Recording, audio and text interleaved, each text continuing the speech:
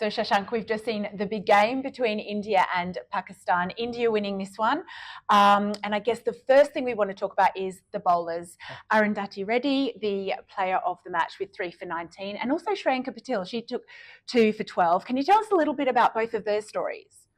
Both of them have had tough times. I mean, Arundhati Reddy was out of the team for 3 years and just made a comeback. And it's possible that she wouldn't have been a regular starter in the 11 had this tournament been held in Bangladesh, because India have had this propensity to play 3 spinners and 2 pacers. But she was thrown into the deep end here, and she's shown the improvements that she's made. She changed state teams to get more opportunities. The WPL has kind of contributed in her getting more game time at the Delhi Capitals, where she played for the Meg Lanning-led Capitals, and they finished runners-up, and she's had performances to show. So I think over the last 2 years, there's been a marked improvement in the way she goes about her bowling, and it's contributed in her comeback. And you could see the elements of all that in the game today, where she showed the ability to bowl across different phases of the innings, and that's where she got those 3 wickets, one at the death and then one at the start. Maybe with a couple of catches being picked up, maybe she would have got a 5-4, but she'd be really happy. Shriyanka, the other bowler, nearly didn't make it here, was injured, came back. The day she passed a fitness test, she again got injured during a match simulation. So there was a lot of uncertainty until the day Indian team left to Dubai. So having made the bus, she's now shown what she can do. She's got this reputation of being fastish kind of an off spinner who bowls a lot of Yorkers in the death. But today she showed the ability to flight the ball, and in slightly slower conditions, I thought the bowling came out pretty well. So 5 wickets between them. Again, 2 bowlers, possibly not first choice. You would have thought even 6 months ago. I think it's a great sign for the Indian team.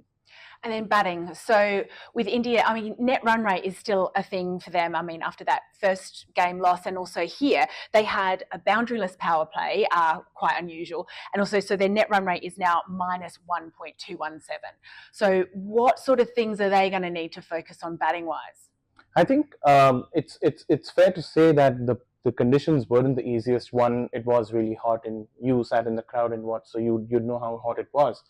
And also, both the captains and whoever came to the press conference alluded to the fact that the pitch was on the slower side. So while we can't be entirely critical of the batting, there had to be questions asked of intent, and there weren't too many opportunities. They didn't try to create too many boundary hitting opportunities in the power play. Shefali Verma was particularly uncharacteristic, because it almost seems like she never goes through a period where she doesn't try to attempt a boundary, forget about actually getting one. So that was slightly, strange to see that, the intent wasn't there to score boundaries, forget about the execution. So they now hope that they've got the game against Sri Lanka and Australia now. So India is moving towards a scenario where they got to hope that New Zealand win all the games, so that there's a clear pathway, which then makes India Australia like a virtual quarterfinal. So it's not ideal to be in that position, but I think the margin of defeat in the first game and the run rate here, that where they finished with 5 balls left, kind of has contributed to. So it's not ideal, but I mean, they're off the mark at least.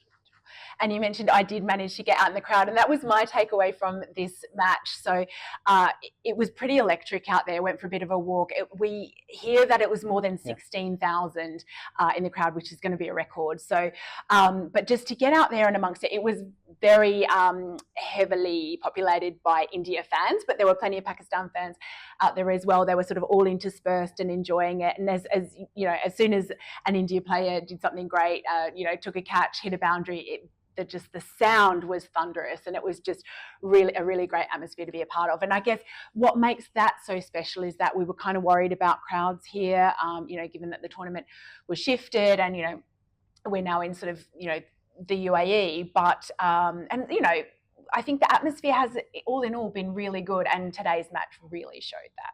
I think what we need is one thriller to kind of set us up, and hopefully England and South Africa will provide us that.